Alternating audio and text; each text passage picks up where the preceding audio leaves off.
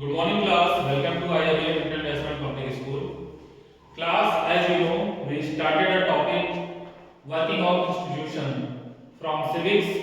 So today we will continue that topic, and for today the first topic is need for political institutions.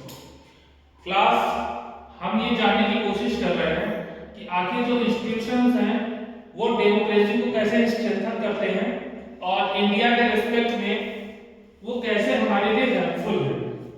हमारे लिए means democratic वे में जो लोग elect होकर आते हैं, जो डिसीजन मेकर बनते हैं, उनके लिए कैसे ये इंस्टीट्यूशंस हेल्प करते हैं टेकिंग इंपॉर्टेंट डिसीजंस।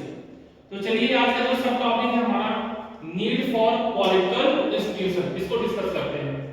सबसे पहली चीज जो आपको ध्यान देनी है वो है क्या, गवर्नमेंट। ठीक है, अब गवर्नमेंट का जो सबसे पहला काम है वो क्या है, उसकी एक रिस्पांसिबिलिटी होती है। क्योंकि आप देखिए डेमोक्रेसी में ये जो शब्द है रिस्पांसिबल या अकाउंटेबल, ये टर्म बहुत इंपॉर्टेंट होता है। तो in democracy government is responsible, तो किस चीज के लिए रिस्पांसिबल है, सिक्योरिटी, एजुकेशन, हेल्थ। इसके अलावा और भी बहुत सारी चीजें आप ऐड कर सकते हैं, बट बेसिकली हमने यहाँ पे 3 टर्म यूज किया है। जब हम बात करेंगे कि गवर्नमेंट की जिम्मेदारी बनती है कि वो सिक्योरिटी दे, तो क्या वो सिक्योरिटी सबको देगी? मेनली इसकी जो जिम्मेदारी होती है वो अपने सिटीजन्स के लिए होती है। किसके लिए होती है? सिटीजन्स। जैसे मान लीजिए हम इंडिया में रहते हैं और हम इंडिया के सिटीजन्स हैं, तो ये इंडियन गवर्नमेंट की जिम्मेदारी होगी कि वो हमारे सिटीजन्स की सिक्योरिटी को इंश्योर करे, हम इंडिया में हो या कहीं भी। अगर मान लीजिए आप रशिया यूक्रेन वॉर हो रहा है, यूक्रेन वॉर में आप फंस गए हैं, तो अब आप क्योंकि इंडिया के सिटीजन्स हैं तो आपको वहां से बाहर निकालने की रिस्पांसिबिलिटी किसकी है? इंडिया की है, ना कि अदर किसी कंट्री की। ठीक है, जब आप किसी देश में जाते हैं तो उस देश में आपकी सुरक्षा की जिम्मेदारी उस देश की हो जाती है। ठीक है, इसी तरीके से हम बात करें एजुकेशन, हेल्थ। ठीक है, तो ये एजुकेशन और हेल्थ इसकी भी रिस्पांसिबिलिटी किसकी होती है? गवर्नमेंट की होती है। गवर्नमेंट इस चीज को इंश्योर करती है कि एजुकेशन और हेल्थ ये सभी को सभी के लिए इंश्योर करती है कि सभी इसको क्या कर सके, इसको टेक पार्ट कर सके, मतलब इसमें पार्टिसिपेट कर सके, सभी को फ्री एजुकेशन मिल सके। वेलफेयर के लिए भी तमाम प्लानिंग गवर्नमेंट चलाती रहती है। हेल्थ सभी का अच्छा हो, तो हेल्थ कैसे अच्छा होगा? जब मेडिकल फैसिलिटीज अच्छी होंगी, वो जिम्मेदारी किसकी बनती है?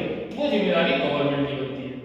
तो अब आप सोच रहे होंगे कि गवर्नमेंट की इतनी रिस्पांसिबिलिटीज हैं, तो गवर्नमेंट इन रिस्पांसिबिलिटीज को पूरा कैसे करेगी? यानी वो हमें सिक्योरिटी कैसे देगी, एजुकेशन कैसे देगी, हेल्थ कैसे देगी? इसके लिए गवर्नमेंट क्या करती है? वो टैक्स कलेक्ट करती है। वो क्या करती है? हमसे टैक्स कलेक्ट करती है, और टैक्स कलेक्ट करने के बाद गवर्नमेंट उनको खर्च करती है, इन सारे सेक्टरों में खर्च करती है। बेसिकली अगर हम बात करें तो 3 सेक्टर है, administration, defence and development programmes. ठीक है, जैसे मान लीजिए हमें लोगों को हेल्थ फैसिलिटी देनी है फ्री में, जो गरीब है उनका फ्री एक्सरे हो जाए, सीटी स्कैन हो जाए, इलाज हो जाए, तो किसमें आ जाएगा? डेवलपमेंट प्रोग्राम में। सड़क बनानी है, हाईवे बनाना है, डेवलपमेंट प्रोग्राम। अब डिफेंस, क्योंकि आपको सिक्योरिटी देना है, सुरक्षा देना है, कोई अदर कंट्री, कोई अदर एनिमी कंट्री आप पे अटैक ना कर दे, हमारे देश पे अटैक ना कर दे, तो उसके लिए डिफेंस मजबूत होना बहुत जरूरी है। तो गोला बारूद खरीदना, बंदूकें खरीदना, टैंक्स बनाना, डिफेंस में सरकार खर्च करती है। एडमिनिस्ट्रेशन मतलब व्यवस्थाएं होता है। ठीक है, जैसे आप सड़क पे चलते हैं, आपको चाहिए अच्छी रोडें चाहिए, लेकिन अच्छी रोडों के लिए उनको टेक केयर करने के लिए कोई होना चाहिए, तो अधिकारी होते हैं, हाईवे अथॉरिटी होती है। ठीक है, आपके जिले में आपको कोई दिक्कत हो जाती है, डीएम होते हैं, जिसको आप कलेक्टर भी बोलते हैं, और भी उनसे छोटे अधिकारी होते हैं। अगर आप गांव में रहते हैं, ग्राम पंचायत अधिकारी होते हैं। तो ये सारे लोग सरकारी कर्मचारी होते हैं, ये एडमिनिस्ट्रेशन के बाहर होते हैं। मान लीजिए आप अपना जाति प्रमाण पत्र बनाना है तो आपको लेखपाल की जरूरत पड़ती है, तो लेखपाल को हायर कौन करता है? सरकार करती है, गवर्नमेंट करती है। ठीक है, उनको सैलरी भी देना होगा, तो सैलरी किससे दिया जाएगा? यही जो टैक्स वसूला गया है देगी गवर्नमेंट। ठीक है, तो देखिए आप एक गवर्नमेंट के बहुत सारे फंक्शन हैं। एक तरफ तो उसकी रिस्पांसिबिलिटी है जो कि उसे निभानी है, दूसरी तरफ उस रिस्पांसिबिलिटी को पूरा करने के लिए उसे टैक्स कलेक्ट करना है और उसे प्रॉपर्ली स्पेंड करना है। एडमिनिस्ट्रेशन को कितना पैसा दिया जाए, डिफेंस को कितना पैसा दिया जाए, या डेवलपमेंट प्रोग्राम में कितना पैसा खर्चा किया जाए। तो ये सारे डिसीजन लेना एक महत्वपूर्ण बात है, एक इंपॉर्टेंट बात है। तो गवर्नमेंट का जो सबसे पहला काम है वो क्या है, टेक डिसीजंस, यानी ये सारे डिसीजन लेने हैं गवर्नमेंट को। लेकिन एक और इंपॉर्टेंट पार्ट है, डिसीजन तो ले लिया लेकिन उस डिसीजन को इंप्लीमेंट भी तो कराना है, ठीक है। वो डिसीजन को, मान लीजिए आपने डिसीजन ले लिया कि आप फ्री में किताबें बांटेंगे, तो आपने डिसीजन लिया, पूरे देश में आप अकेले तो किताबें बांट नहीं सकते जाके सब हर घर में। तो आप क्या करेंगे, जो आपके अधीनस्थ, जो आपके जूनियर अधिकारी होंगे वो क्या करेंगे, आपके डिसीजन को इंप्लीमेंट कराने का काम करेंगे। लेकिन कई बार क्या होता है कि डिसीजन आपने ले लिया, जिन्होंने इंप्लीमेंट कराना है वो सही से इंप्लीमेंट नहीं करा पा रहे हैं, तो आप दोनों के बीच में क्या हो जाएगा, डिस्प्यूट हो जाएगा। क्या हो जाएगा, डिस्प्यूट हो जाएगा, मतलब विवाद हो जाएगा। तो इसको सॉल्व करने के लिए भी कोई होना चाहिए। तो जो डिसीजन ले रहे हैं, जो डिसीजन इंप्लीमेंट करा रहे हैं, अगर उनके बीच में कोई डिस्प्यूट हो जाए तो उसको कौन सॉल्व करेगा, उसको सॉल्व करने के लिए जुडिशरी होती है। कौन होता है, जुडिशरी होती है, ठीक है। अब जुडिशरी में भी कौन, सुप्रीम कोर्ट, ठीक है। तो यहां पर आपने ये समझा कि पॉलिटिकल इंस्टीट्यूशन की जरूरत किस लिए है, पॉलिटिकल इंस्टीट्यूशन की जरूरत इसीलिए है, किस लिए, कि डिसीजन लेना, इंप्लीमेंट कराना और अगर कोई डिस्प्यूट हो जाए तो उसको सॉल्व करना। आइए तीनों पॉइंट हम अच्छे से यहां पर समझते हैं। देखिए पहला पॉइंट जो मैंने आपको सिखाया यहां पर, take decision. The prime minister and the cabinet are institution, ये भी क्या है, इंस्टीट्यूशंस ही हैं। कौन, प्राइम मिनिस्टर और कैबिनेट। ये क्या करते हैं, take all important policy decision. जितने भी इंपॉर्टेंट पॉलिसी डिसीजन है, किस तरीके से गवर्नमेंट को रन करना है, किस तरीके से कंट्री को चलाना है, ये सारी चीजें कौन डिसाइड करता है, प्राइम मिनिस्टर और उसके कैबिनेट के मिनिस्टर मिलकर डिसाइड करते हैं। तो ये पहली चीज हो गई, इंपॉर्टेंट डिसीजन कौन लेगा, तो प्राइम मिनिस्टर और कैबिनेट। दूसरा, इंप्लीमेंटेशन किसका काम है, सिविल सर्वेंट्स। सिविल सर्वेंट आपको पता होगा, आईएएस, आईपीएस, जिनको आप सिविल सर्वेंट बोलते हैं। The civil servants working together are responsible for taking steps to implement. इसका मतलब जो यहां से डिसीजन लिए जाएंगे मिनिस्टर द्वारा, उनको इंप्लीमेंट कौन कराएगा, तो ये सिविल सर्वेंट्स करवाएंगे, ठीक है। तो ये दूसरा भी हो गया, इंप्लीमेंट किसका काम करना। तीसरा, Supreme Court is an institution where disputes between citizens and the government are finally settled. अब अगर कुछ डिस्प्यूट हो गया, डिस्प्यूट किसके बीच हो गया, सिटीजंस के बीच या गवर्नमेंट के बीच या किसी के भी बीच, तो वो सारे डिस्प्यूट को फाइनली सेटल कौन करेगा, सुप्रीम कोर्ट करेगा, ठीक है। आप जाके बोलोगे कि ऐसा है, सबको किताबें फ्री में बांट दिया गया, मुझे किताबें नहीं दी गई, तो ये बात आप कहां जाके बोल सकते हो, सुप्रीम कोर्ट में। आप कहोगे कि जब सबको किताबें दी गई, बुक्स दी गई, तो आपको क्यों नहीं दी गई, तो फिर सुप्रीम कोर्ट देखेगा कि आपके साथ जस्टिस हुआ या नहीं, ठीक है। तो ये देखिए आज का ये टॉपिक था, नीड फॉर पॉलिटिकल इंस्टीट्यूशन। इस टॉपिक को एज इट इज जैसे मैंने यहाँ पर लिखा हुआ है, सेम आपको नोट्स में ऐसे ही लिख लेना है और इसको अच्छे से रिवाइज कर लेना है। Thank you class.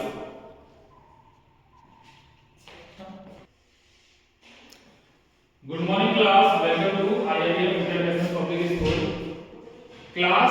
जैसा कि लास्ट टाइम मैंने आपको सरफेस एरिया वॉल्यूम एनसीईआरटी से सॉल्व करने के लिए क्वेश्चंस बोले थे। आई होप आप सभी ने क्वेश्चंस को सॉल्व कर लिया होगा। Exercise 13.1 and 13.2।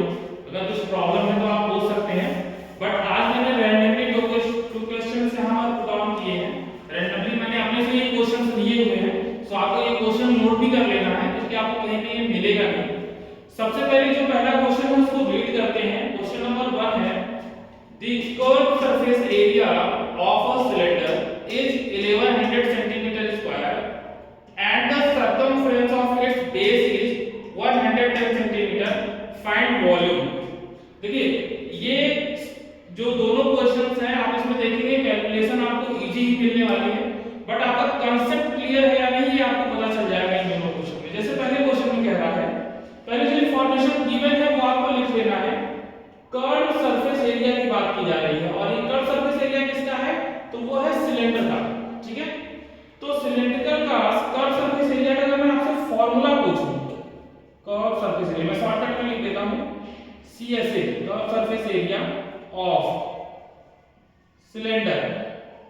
तो आप कहेंगे सर फॉर्मूला क्या होता है? तो फॉर्मूला होता है 2 पाई r h। अब यहाँ पे r क्या है? रेडियस, और h क्या है? हाइट।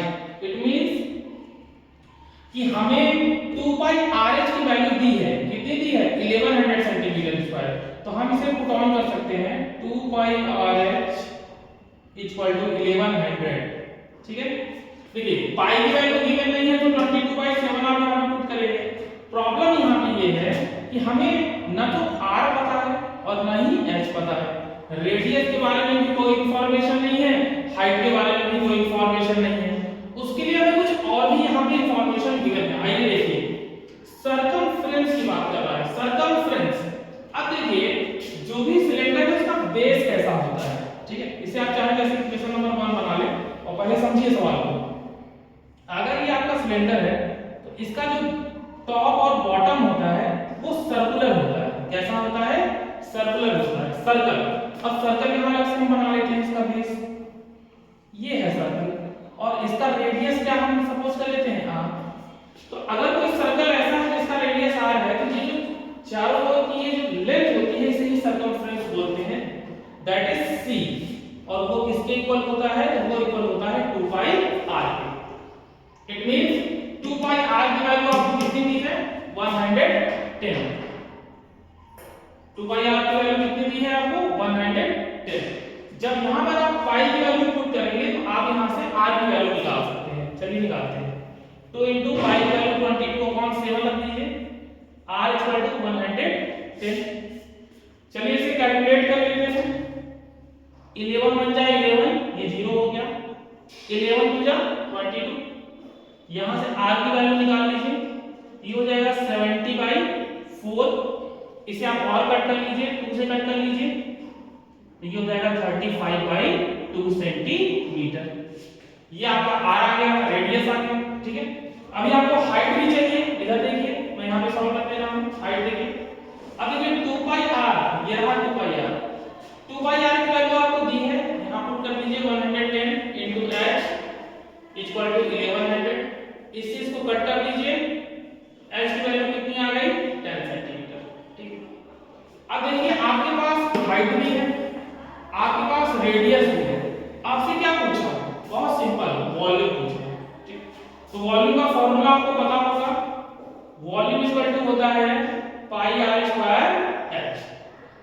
तो पाई r स्क्वायर h, पाई की वैल्यू 22/7, r स्क्वायर है तो रेडियस का स्क्वायर कर रहा है, तो 35/2 स्क्वायर इनटू h की जगह कितना लिख देंगे? 10। अब ये कैलकुलेशन आपका होमवर्क है, ठीक है, इसको ऐसे एक्सपेंड कर लीजिए आप, और ये कैलकुलेशन आपका होमवर्क है। इसे आपको कैलकुलेट करना है। कैलकुलेट करने के बाद जो आंसर आएगा वो सेंटीमीटर क्यूब में आएगा स्टूडेंट्स। ठीक है, तो ये आपको कमेंट में बताना है कि इसको कैलकुलेट करने के बाद यहां पे फाइनल आंसर कितना आया। अब आइए क्वेश्चन नंबर 2 डिस्कस करते हैं।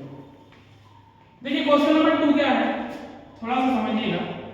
How many full bags of rice can be emptied into a circular drum of height 7 meter and base radius 4.2 meter। अब इस सवाल को पहले समझते हैं। हमारे पास एक सर्कुलर ड्रम है, ठीक है, बना ही लेते हैं इसको। चलिए बनाइए, मेरे साथ आप भी बनाइए सर्कुलर ड्रम। तो ये हो गया हमारा सर्कुलर ड्रम, ठीक है। इसका रेडियस कितना है? तो रेडियस है 4.2 मीटर, लिख लीजिए। इसकी हाइट कितनी है? हाइट है 7 मीटर, इसे भी लिख लीजिए 7 मीटर। ठीक है, तो हमें दो चीज मिल गई, एक तो r मिल गया 4.2 मीटर, एंड हमें मिल गया हाइट इक्वल टू 7 मीटर। दो चीजें मिल गई। सबसे पहले इसका वॉल्यूम निकाल लेते हैं। क्या निकाल लेते हैं? वॉल्यूम। ये वॉल्यूम निकाल लिया, पाई r स्क्वायर h। पाई की वैल्यू 22/7 इनटू r स्क्वायर है 4.2 का स्क्वायर इनटू h है 7। चलिए और कैलकुलेट कर लीजिए थोड़ा सा। देखिए 7 से 7 को आप कट कर देंगे, ये है 22 इनटू 4.2 का स्क्वायर, 4.2 इनटू 4.2 ये क्या है मीटर क्यूब, क्यों? क्योंकि वॉल्यूम है। अब आप कहेंगे सर आपने वॉल्यूम क्यों निकाला यहाँ पे, तो जरा देखिए वॉल्यूम क्यों निकाला गया। कह रहा है ये जो बैग्स है, ये जो राइस के बैग हैं, ये जो बोरियां हैं चावल की, इस बोरियों से इस वेसल को भरना है, यानी कि इस सिलेंड्रिकल वेसल्स को, ड्रम को हमें फिल करना है। तो जब आप बोरी लेंगे और बोरी में से चावल इसमें पलटते जाएंगे तो ये धीरे धीरे धीरे धीरे धीरे धीरे क्या हो जाएगा, फुल हो जाएगा। तो जब ये धीरे धीरे पूरा यहां से यहां तक फुल हो जाएगा तो ये हमें क्या देगा, ये हमें वॉल्यूम देगा। ठीक है, तो जितना वॉल्यूम इसमें चावल का होगा उतनी ही बोरी चावल तो आपने इसमें इंसर्ट की। ठीक है, तो अब हमें क्या करना है, हमें नंबर ऑफ राइस बैग निकालना है। ठीक है, तो कैसे निकालेंगे, पहले तो हमें ये पता होना चाहिए कि टोटल इसको फिल करने के लिए कितने चावल की जरूरत है। तो टोटल इसका volume, total volume of cylinder then upon, अब एक बोरी में कितना चावल आ रहा है ये भी तो जानना है। ठीक है, तो वॉल्यूम ऑफ वन बैग, तो चलिए इसको सॉल्व कर लेते हैं। टोटल वॉल्यूम ये है 22 into 4.2 into 4.2 अपॉन, अब देखिए कह रहा है रिक्वायर्ड बाय ईच बैग, तो हर बोरी में, हर चावल की बोरी में कितना चावल है 4.2 मीटर क्यूब। ठीक है, तो 4.2, अच्छा यहां से देखिए ये जो इंफॉर्मेशन थी ये भी मीटर क्यूब में थी, ये जो इंफॉर्मेशन है ये भी मीटर क्यूब में है। तो देखिए मीटर क्यूब से मीटर क्यूब भी यहां पे कट जाएगा। तो ऐसे भी अगर आप आइडिया लगा सकते हैं, अगर आपको नहीं पता है तो ऐसे भी आप आइडिया लगा सकते हैं। यहां से आपको कैलकुलेशन करनी है, एक 4.2 से एक 4.2 आपको कट कर देना है, इसे मल्टीप्लाई कर देना है, जो आएगा वही यहाँ पे क्या हो जाएगा, आंसर हो जाएगा। ठीक है, तो ये आपका होमवर्क है। पहले का आंसर क्या है वो आपको कैलकुलेट करके बताना है, सेकंड का आंसर क्या है वो आपको कैलकुलेट करके बताना है। और आरएस अग्रवाल से, एनसीईआरटी से ये